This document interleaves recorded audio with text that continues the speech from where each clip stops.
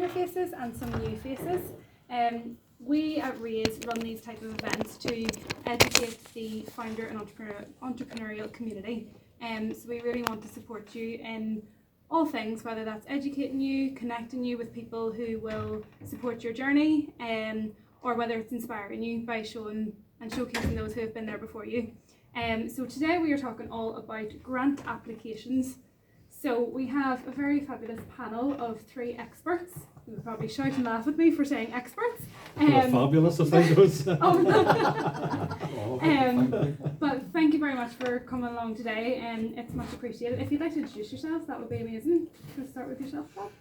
Paul Malcolmson. I am Innovate UK's manager for Northern Ireland. Do you want more, or is that okay? Whatever you want. No, that's okay. Brilliant. Gary McCausland, entrepreneurship team for Invest Northern Ireland. And slight wild card. I'm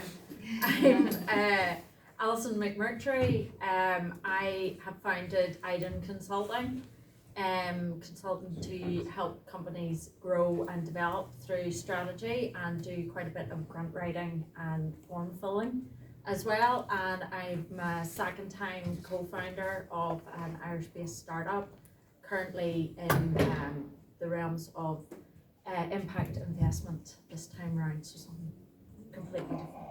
Brilliant. Well, as I said, thank you very much for coming along here today. I'm Eva Jane Doherty. I'm the community manager here at Raise.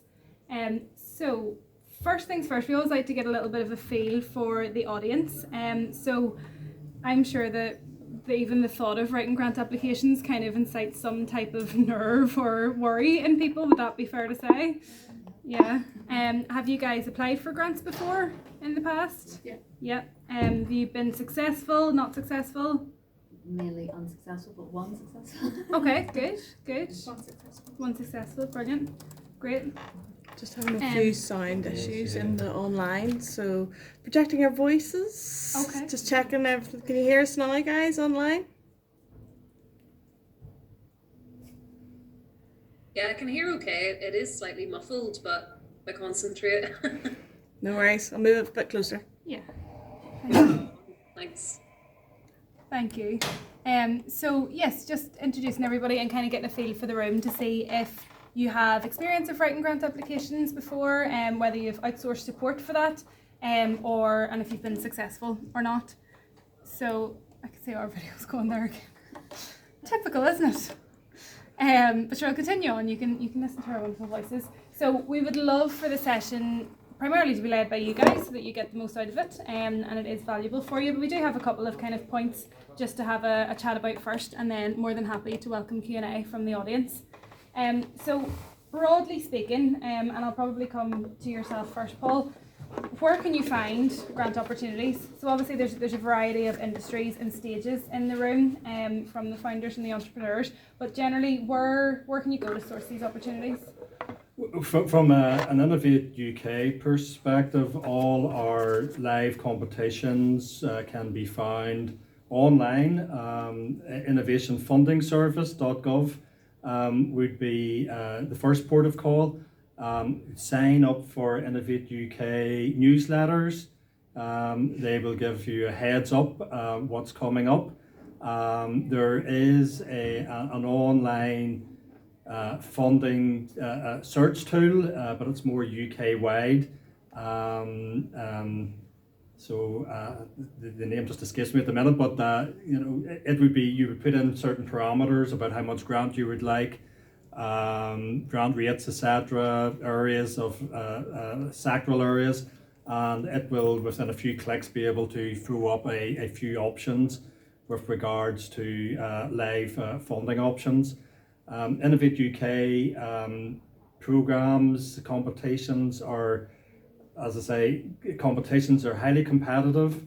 If you are successful in an Innovate UK grant, you are in the top basically 10% of innovation in your particular sector. So it's a prestigious award to get, never mind the funding element with it.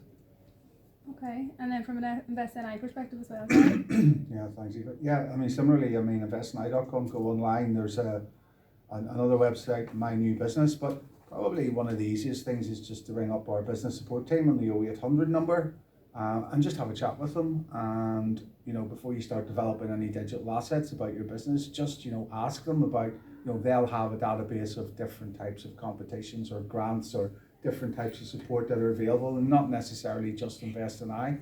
If you ring and speak to somebody, it's probably a more efficient way of getting directly to what you want to find. There's tons and tons of information on our site. It's constantly evolving. It can be a little bit, you know, challenging to navigate through, and you go down rabbit holes. But that's not to say that the information isn't easily retrievable. But you know, just ring up the 0800 number and speak to someone. Okay. And would I be right in saying, Gary, that you're given almost a business advisor at that point from Invest in I to kind of support you? It depends on what stage the business is at. You know, there's certain different criteria to be able to speak to people in different teams. But I mean, you know, if you go through and inquire, but generally the first thing to do is to give us a call, search on the website, you know, find out exactly what sort of resource you're looking for your business. Even if you identify it beforehand, and then give someone a call, and someone will speak to you on a one-to-one basis. Okay, brilliant, thank you, Alison. Anything from your side? You have obviously Twitter, had experience. 100% Twitter. It's just searching, following people. I have applied for grants, you know, mainland Europe, mainland UK, Northern Ireland based, Irish based, US based, Australian based. You, depending on the criteria, you might be eligible for some of them, you might be eligible for all of them, but you know, and it depends, you know, there's the trade-off of whether you should be putting in for everything versus putting in for some things and being strategic. But I think I always believe that, you know, when I was as co-founder, you should always be aware of what's out there on the market.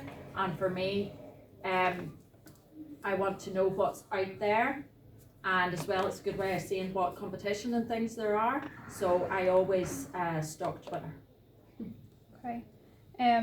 Also interesting, I think, what a nice and useful approach is to kind of embed yourself in different networks and communities. Yeah. And although some might look at that as, you know, competition for grants because other people will be going for them as well, it's just an awareness of those different opportunities that are out there. So any types of like Twitter feeds or forums or community groups, anything like that, I think would always be useful. Yes, okay. So we talked a little bit about competition. Fair to say it varies by grant that you're applying for. You mentioned that it was maybe like a top 10% would be like almost not the success rate, but you're in that top 10 percentile typically with Innovate UK competitions.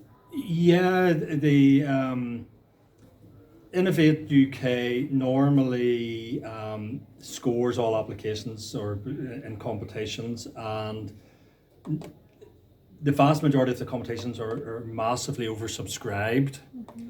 And we find that at times that there are projects that are fundable but not funded because each competition will have a set budget. And Innovate UK works from whoever gets a top score will get funded, and they work down the scores until the funding pot runs out. So if that can be, you know, high 80s out of 100, and the funding pot will be exhausted. So the goal is to try and put across as compelling a case as to why you deserve funding as possible.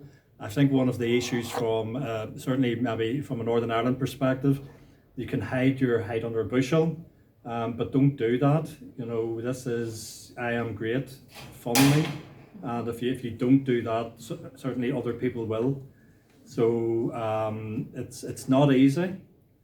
The biggest challenge I would put out to people when they're applying for funding is to make sure the funding is right for you and that you're within the scope of the funding and you're not trying to adjust your project to suit the opportunity that is out there. Okay, so it's kind of stay true to like the purpose that you would use that money for. Yeah, the big goal is, you know, is there really a market for it? That would be the number one area that Innovate UK would look at initially. It's not so much maybe the innovation, that you're trying to develop. It's, you know, the people want it. Okay, so it's a market opportunity. If you've proven your concept and you're quite far along with your concept and you've proven it, but now you need funding to actually build the actual product itself, a viable product, would Innovate UK be interested in that far along? Is that too far along? I think you need to think more in technology readiness levels. Okay. UK Research and Investment, that's our parent organisation that covers the research councils and all that good stuff. It would normally fund projects in TRL 1 to 3, which is really very basic research, just getting to that kind of proof of concept stage. Innovate UK typically is probably 4 to 7, which 4 to 7 what? TRL 4 to 7. Oh. Yeah, you know, so Technology readiness level. you might think that I've proven a basic technical demonstrator. You're probably only around, say, TRL 4 5. Oh, right, okay. So, but it's the productionization of that is where Innovate UK won't get involved, which is kind of technology readiness level kind of 8 9. Right, okay. So I would suggest you do a wee bit of research online, understand technology readiness levels, and you can then determine where your proposed product is on that scale. You mentioned 1 to 3. Who was the funders for? Those would be research councils. Those would be typically to the universities. Is that the innovation vouchers then, or is that? No, innovation vouchers would be different. That would be more in Invest Northern Ireland. We'll certainly get to that. I just have one more question for you at the moment. Paul, you talked about scoring, so all of the applications are scored. What is that scored against? Like, is that, you know, relevance? Is it, as you said, the market opportunity, technology readiness? What are those criteria? Each competition will have its own scoring criteria. But when an application comes in, it will be sent out to typically 5 independent assessors. They will score according to whatever the criteria is for that particular competition. Those scores are moderated, and then it goes through several funding panels just to make sure that there are no outliers. And then, you know, the scores are ranked. So it's typically there would be, you know, is there a market for it? Is this leading edge innovation? Has additionality been addressed? Additionality being Additionality is, you know, you really need the money. What is in it for the public purse? okay. So if you're a well-funded, well-rounded project or business, that you know, additionality is not necessarily down to you don't have money in the bank. There could be other reasons. This could be for the betterment of society. Okay. But that would typically lend itself well to startups at the early stages. No, absolutely. Typically, additionality is nearly a given, isn't it? Really, that without funding, it won't progress. But you don't assume anything, guys, when you're filling out the application forms.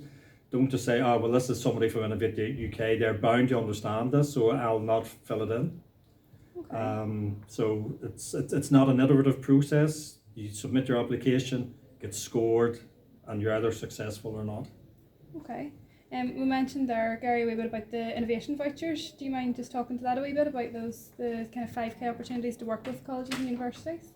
Yeah, I mean, it's an early stage program to sort of, it's really proof of idea, and it's working with an FE college or a university, and it provides a grant of 5K, but you have to engage with a college or a university to sort of develop an early stage idea. Again, it's a competitive process.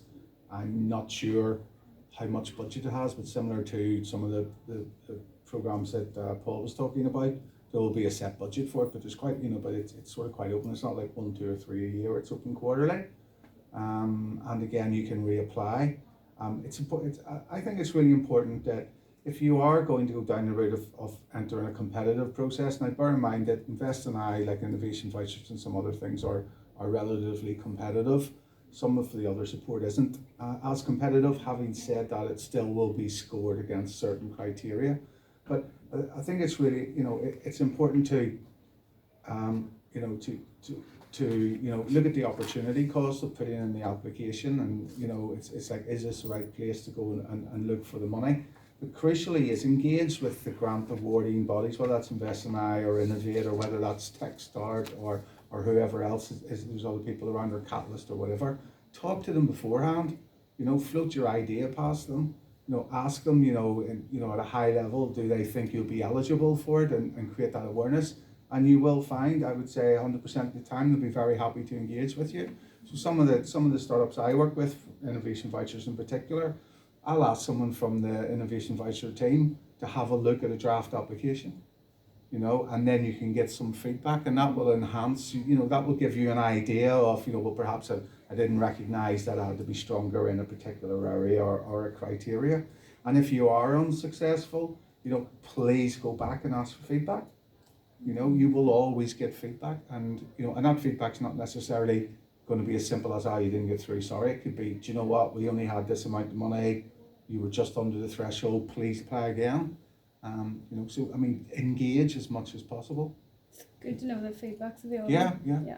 And it's also, and I know it's a sort of a grey area for people. It's easy for me sitting there. I've had my own businesses and now I work for Invest in I, but it's not that the attitude isn't, oh no, it's our money, we're not going to give you a grant towards whatever you're trying to develop or commercialize. They want to spend the money to help entrepreneurs and people with good ideas. So flip it around in a positive way. I know sometimes we'll go, oh, it's a big scary world out there, and oh, I'm afraid someone might say no to me, but it's not. Just please, I encourage you to go and engage and ask, Also, just on the back of the feedback directly from the grant providers is feedback from peers. So whether that be on their experience of applying for the same or similar grant, we do find like the community is very, very forthcoming with advice and how they find the experience. So by all means, lean into that as well. I know you've gone through the process with Ray's, but what Eva said earlier is important. Community is really, really important. It's just a tiny wee place in Northern Ireland. It doesn't matter if you think nobody's going to steal your idea. The value of community, about who can develop something for you, who's had an experience with getting funding, an experience with an investor. You've got to be streetwise about this and talk to as many people as possible. And they'll introduce you to networks and knowledge that might help you with new customers or help you think again about your business idea. But talk to as many people as possible, and particularly people who have gone through those processes, and say what worked for you and what didn't work. And you will find people will want to help. Yeah, absolutely agree. So Alison, tell us a little bit about how you support startups and other kind of SMEs and organisations with their applications. So I can I can build pitch decks and business plans, or if they already have them, I give feedback and provide feedback on them. Recently I've been working with a couple of startups on making them aware of what grants, competitions and things are open that they will be eligible for, and then making those submissions on their behalf. So I basically take their pitch deck and their last set of accounts and a business plan, if they have a business plan, and then I copy the questions from the application, put it into a Google Doc, and then just write the answers, and then once it's done, they review it and tell me if they like it or not. What this does is we are very, I know from being a co-founder and doing the submissions ourselves, is completely different if you're doing it for someone else, versus yourself. It's like writing your CV. Your CV, you should always have someone else look at it, or your personal statement for LinkedIn. It's always better when someone else has a look at it, because we're our own worst enemies. It's exactly the same with grant writing and things like that.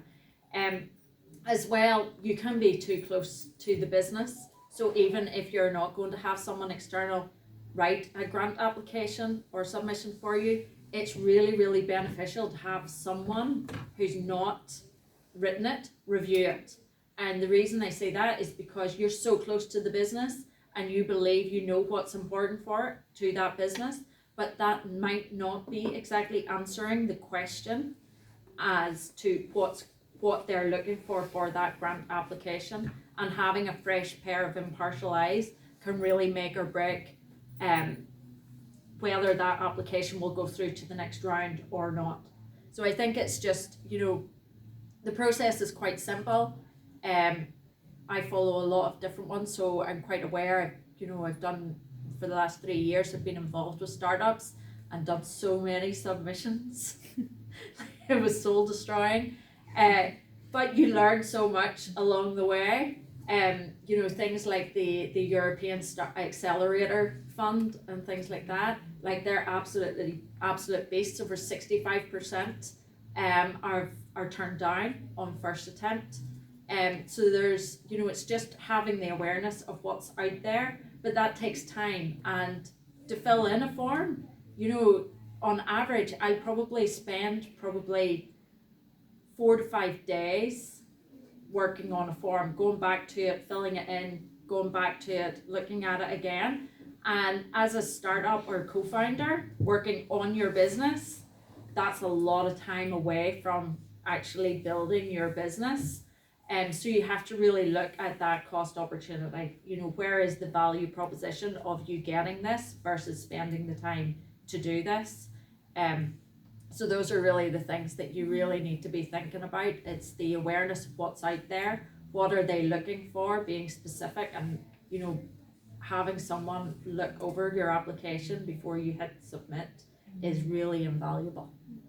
So I suppose the main kind of sources, say if you're coming from an impartial lens as a consultant, would be pitch deck, having that. So the startup would have their pitch deck and say business canvas and financials. Yeah. And that would be the kind of core information. So Yeah. it would be important for anyone applying to have those kind of fundamentals in place, and then kind of extract from there and Yeah. apply to the Yeah, opportunity. and it's amazing, just how much, as someone who doesn't know your business, can gather from that information to be able to write with your voice the application. It's amazing how much I can gather to be able to do that. So it's about, there is a discussion where, you'd maybe spend like an hour and a half on the phone talking about it, because I have to understand where your head's at, where's your passion, how do you talk, so that then you know how to write it, so that, because you would then take it forward and take it on, and you want to be very consistent in the language that is being used. Okay, and I've actually heard of a couple of founders recently taking different approaches to how they write. So I know of one that would kind of have core documentation, so would have kind of everything in one place, and then when an opportunity comes up, they would take from that and have all the the groundwork done, have all the writing done, and just kind of take that and apply to that opportunity. So it'd be interested to hear the different kind of approaches that you would take. If So, that's normal, that's it's very time consuming, but it's kind of a long term play. Yeah, I think that you can build that from your first application or from your business canvas. You have that effectively. I do not cut and paste, because every application is not the same, and they're not looking for the same thing. So the way they're, when you have, it's like, do you remember when you were at school and your teacher said, read the question, underline the bits in the question? It's like that, and for example, if you're applying for a government fund, right, like an inclusion grant or an innovation, government grant, that is very, very different to applying for a Techstars grant, because they're two different, they're going to evaluate you in two very different ways.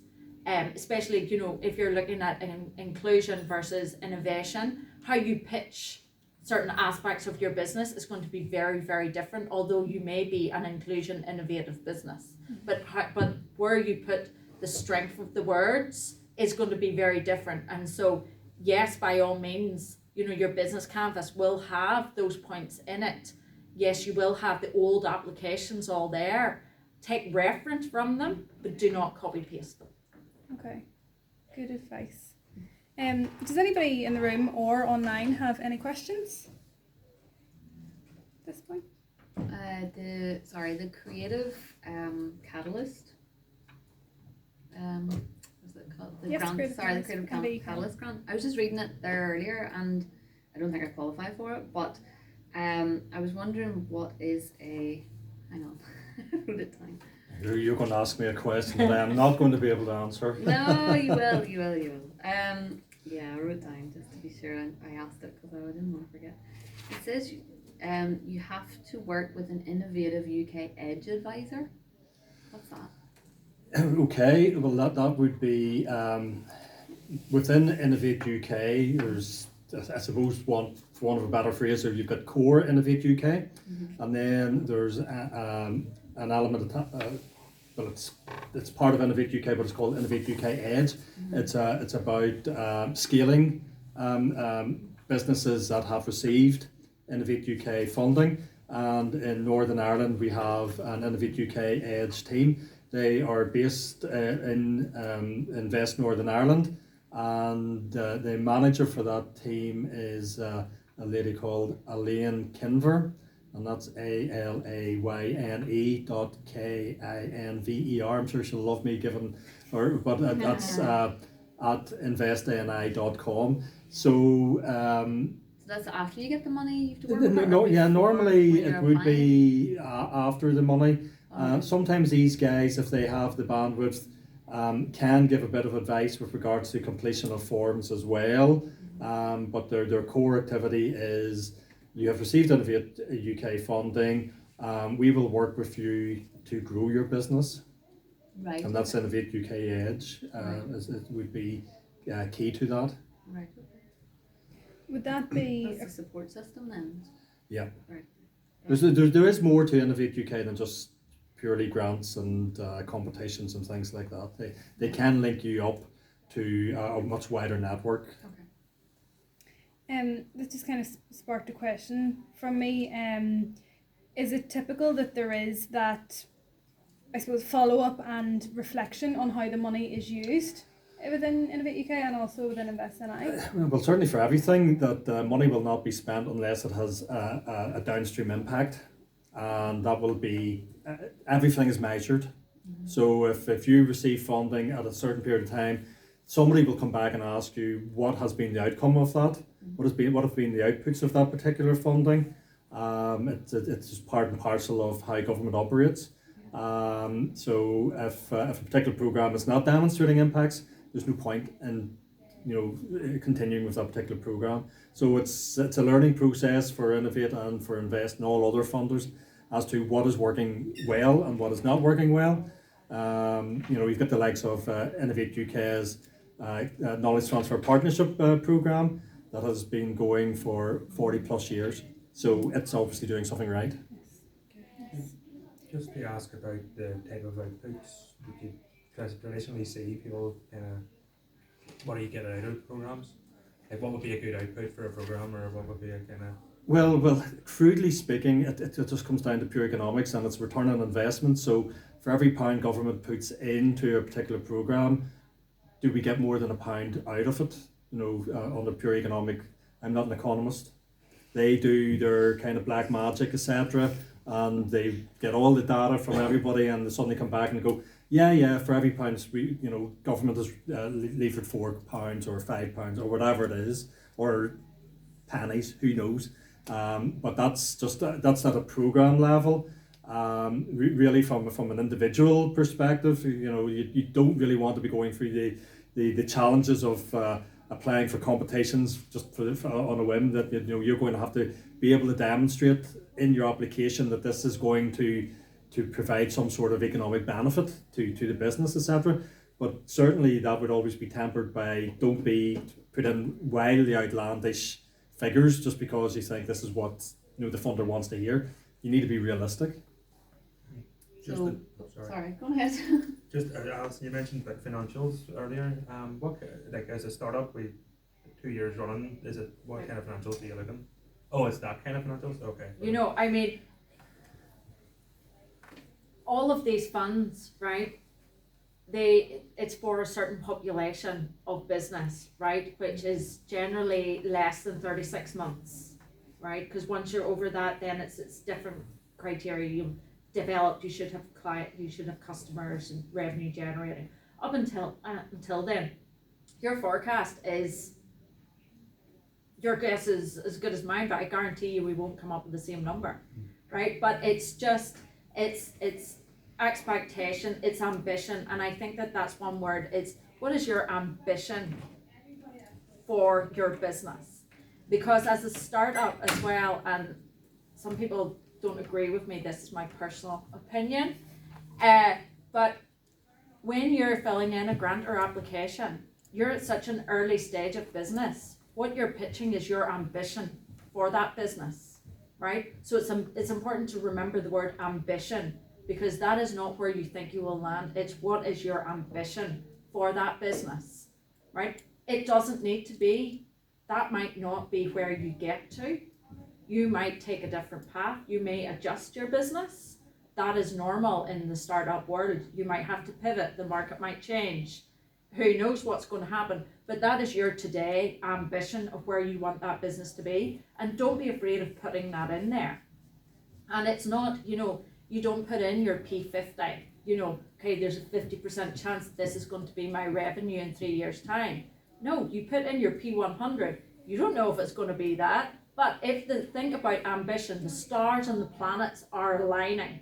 If everything was to align, this is where you would be. Now, is it going to align? No, and that's what you call assumptions, right? And that's because that's the assumptions that you put in there to say, okay, these are the assumptions I've made. This is the assumption that these stars will align, da da da da. And that's what builds, you know, and makes your number justifiable, right? But don't be afraid of putting in that ambition. Don't go P50. It's very interesting. Very good. Alison, what is P50?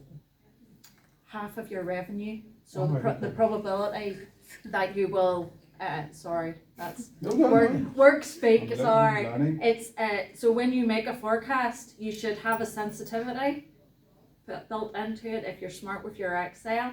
And it means that you build it out for 100%, and then you can say, okay, well, if I only make 50% of this revenue, what's the number? If I make 60% of the revenue, what's this number? It's the probability that you're going to make 60%. The probability that you're going to make 50% of your revenue will give you this. I mean, I should thank you for that, and I agree with what you said. I mean, I think really fundamentally at a really early stage, projections are projections, finances are finances. If you're pre-revenue, it's understandable that you're going to make some sort of estimate of what you can sell, but really keep it really simple as possible. I'm going to produce A, it's going to cost B, and if I sell so many units at whatever, then therefore I think in 12 months I can do D. Yeah? Just have an idea of whether it's a product, whether it's a service, have an idea of the fact that, you know, if I can reach, here's the size of the market, if I can reach it, and reach a certain number of customers, it will generate that revenue. And if you just keep the real basic simple equation in your head when you're putting projections together, because inevitably somebody would say, how did you come to that sales figure? And you're able to say, and then you can obviously deploy the sensitivity analysis and things further down the line. Generally, when you're planning for stuff, it's really, you know, what people will come back and ask you, have you achieved what you said you're going to achieve? Whether that's an innovation product, whether that's a commercialization product, whether you're creating jobs or whether you're trying to enter a new market. So you will apply for 10 grand, making it up, and you're going to say, you know, that will help you generate 50k of revenue. And then you come to the end of that period, you spent the 10 grand and you ain't got any revenue. All you have to do is demonstrate why it didn't work. And it was best endeavors and you tried to do it. If you got twice the revenue, great. If you've got 3/4 of it, you know, as long as you can show that you've implemented implemented the process, that the grant or the funding, you know, that you got awarded for it, and it's just being transparent. And nobody ever hits the targets. You know, very rarely. There's always differences. There's mitigations. There's different types of circumstances. That's business. That's life. That's the world. You know, but just try and keep it realistic so that somebody who doesn't understand your business, who's scoring a grant application, is able to turn around and say, well, they said they're going to turn over 100k. Understand how they got to that figure. They only did 50k, but they've really tried, and now they're going to do something else, or pivot the business, or whatever, or evolve the business, or change the product. You know, so it's really keep it down to first principles and don't over-engineer it. You know, and it's about tailoring it for your audience. If you're going to look for investment, it's a completely different. It's a different process than a grant application, and I'm sure that's what you'll certainly learn on the Accelerator here, if you know, and enhance your own knowledge. A question just off the back of that. Are applications typically looked at in silo? So say for example, like if you apply for an Innovate UK Creative Catalyst and you've had experience applying for other grants in the past, is it looked at just as the application, or is there a history of? No, your application will be just on the sole merits of what has been submitted. Okay. Doesn't matter if you've been successful before, that's fine. I mean, and certainly, you know, that adds to your value proposition as a business. But if you haven't been successful, no one's going to say, well, you didn't get that, so we're not going to. So previous successes in that sense then should perhaps be included in the Yeah, very much so. application. Yeah. Absolutely. Okay. As well, just to note, another grant opportunity that's out there is TechStart's Proof of Concept, and they have a flow, so they offer a 10k proof of concept, and then they also offer a 35k follow-on, and I might be wrong in saying, but I would have made the assumption that previous successes would be relevant, so they're kind of looking for that consistent deal flow to progress through their grants, in that sense. So I suppose it's just kind of understanding what it is specific to that grant. Okay. Anybody else have any questions? Yeah, you were just saying there that all the grants are generally, your business needs to be 36 months old and all this here, and like. No, to not be eligible for a startup grant. So they're all different. They're all different. They're all different. And that's my biggest question, is just like, well, hang on a minute, there was 2 years of COVID there where the startup couldn't even do anything. Unfortunately, it's from the date of incorporation, and the way that the competitions and grants work is that it doesn't matter. It's from your date of normally it's date of corporate incorporation. Sometimes it's date of first revenue, and you need to be able to demonstrate that with your formal accounts that are submitted. But generally it's date of incorporation, and if you're normally it's 2 to 3 years to be eligible for these, you know, younger generation of grants. There are some other grants and funds available for older companies, they're in different places generally, and a lot of them would be more export based, growth based, looking at onboarding employees, employee support and things like that. So there are different things available. They would be less around the innovation, because that's kind of seen as happening at the earlier stage. Again, generalising there. And certainly, I mean, there are different schemes, different competitions with different criteria. And as far as Invest in I is concerned, we certainly don't look at a business and go, oh, you were incorporated 3 years ago, we're not going to touch you. That doesn't really apply for our funding, whether it's competitive or whether it's sort of more mainstream funding. It really depends on the business is. It could be a dormant company, it could be a company that has a revenue, it could be a company that set 5 years ago is doing something completely different. What are Invest in I doing at the minute in regards to the sort of digital industry and the creative industries? Anything? I mean, it's like we're set up where we have entry points in Invest in I for startup companies, and then you would have, say, a digital and creative sector team. Now they would run programmatic activity, which are certain programs that would help to stimulate a particular sector. Digital and creative is one of them. They would also then look at larger companies that would go into our sector teams, which obviously that we would deal with in a different way because they have an established track record. I'm not in the digital and creative industry sector team, although I spent most of my career in digital and creative industries. But but for a startup business, it really doesn't matter what sector you're in, as long as, you know, there's a good good value proposition or a good business idea. Okay. Does anybody else have any questions at this point? Be online. Okay. What I'm kind of hearing, and please do add to this, our panel of speakers, is be ambitious. So, you know, show that ambition and where you want to go and how you'll use the money, and what it'll be allocated to. Have a bit of confidence, you know, understand that this money it is assigned, there's a budget set there and it will be spent, and that won't, you know, that aids your chances of success. Don't be, you know, disempowered by the competition that's out there. Apply for the right grants, and the sourcing of them. Really use the communities and the networks that you're embedded into, and do your own research to start to build those relationships early on. Take, understand from peers their experiences of certain grants, and likewise from the grant providers, really just to kind of enhance your chance of success. Okay, any final comments or further pieces of advice? Just remember, customers are our best. I mean, concentrating on trying to drive traction and acquire customers is always the best way to go. And don't apply for everything that's out there, because the opportunity cost is just, you just won't have any time to work on your business.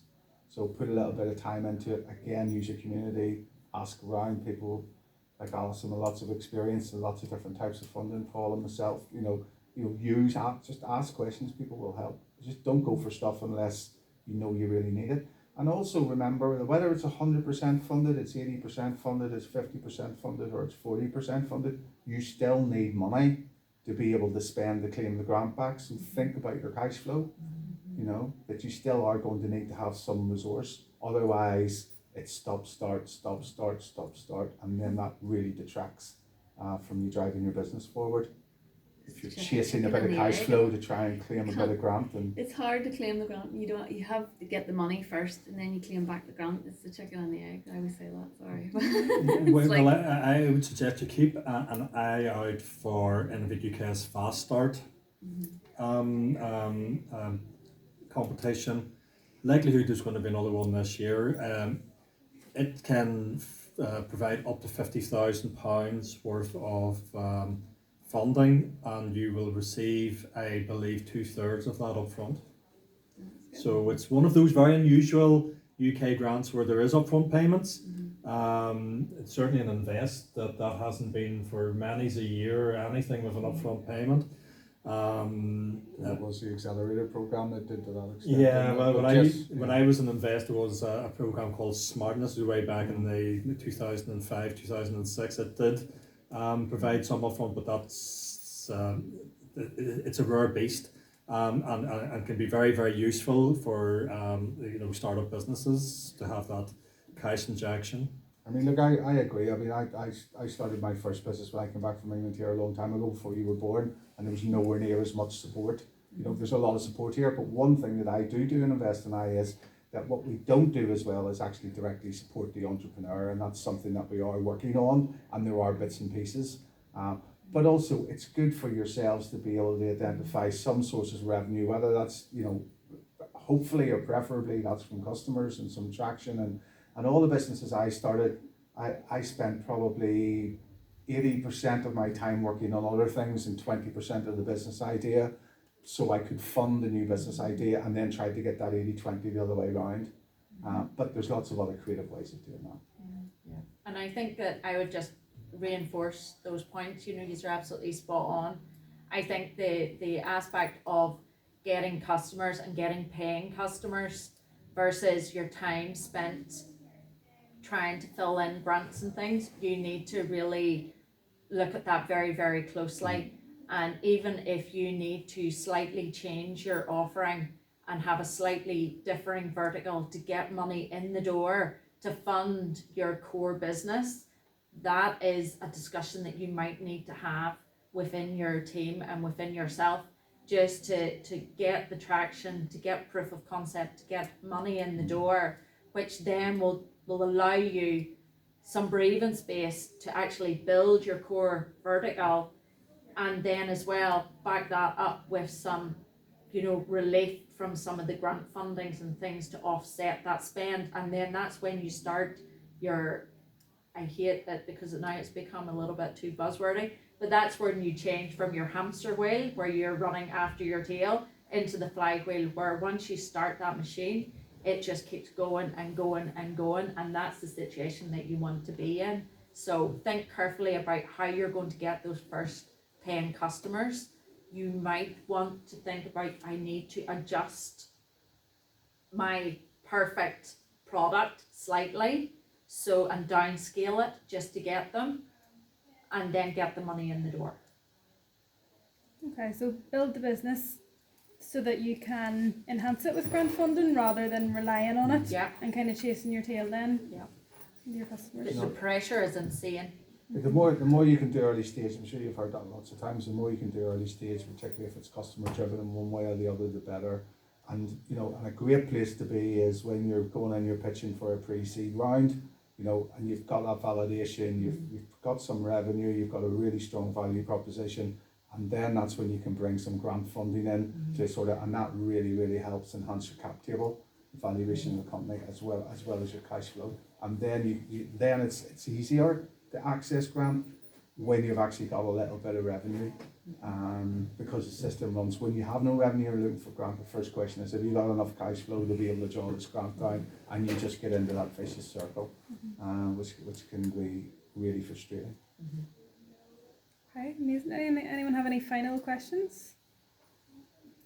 No? If not, brilliant. Just thank you very much, folks. Pleasure. Are you happy for us to share your Yeah, contact please. details? Yeah, with share my everybody? details. Ask me any questions. There's no problem. Brilliant. And Brilliant. no problem either. Thank you so much. We do have a list of open opportunities at the moment from the likes of Innovate UK, Invest NI, TechStart, and then UK-wide opportunities as well that we will circulate with everybody following this. But you're more than welcome to hang around for a little bit of a chat. Happy to chat to anyone about our Accelerator programme that is currently open for tech startups. The applications are closing for it on 21st of February. So if you'd like to have a chat about that or anything else startup-wise at all, just hang about. You're more than welcome. Thank you, folks. No problem. Thank you. you. Good luck, guys. Thank you. Oh. Water and technology.